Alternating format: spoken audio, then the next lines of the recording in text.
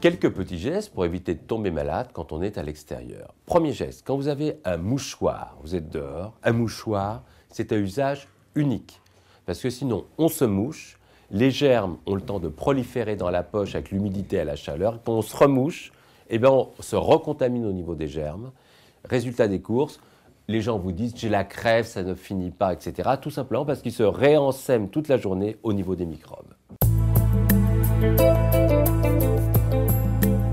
Il y a une mode qui s'est perdue, et c'est bien dommage, c'était de porter des gants toute l'année en sortant dans la rue.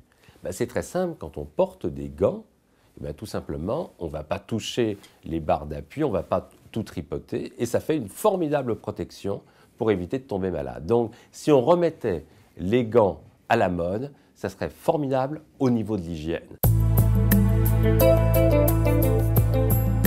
Éviter de se serrer la main quand on a une gastro-entérite. Quand on se serre la main, les germes vont passer en même temps.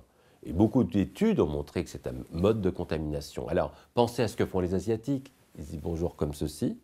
Les Américains font un hug. En fait, ils ne se touchent pas du tout. Les Anglais font un hi.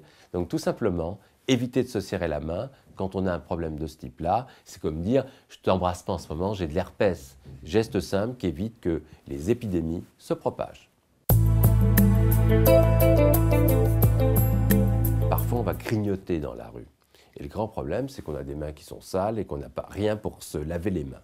Dans ce cas-là, c'est pas mal d'avoir sur soi une petite lingette ou d'avoir un liquide quelconque. L'essentiel, c'est de bien frotter pour éviter de prendre avec les doigts des aliments qui vont finalement être bien préparés. Mais en fait, comme on a des mains sales, on va un peu contaminer l'ensemble. Il y a un endroit à l'extérieur de la maison auquel il faut penser, c'est la voiture.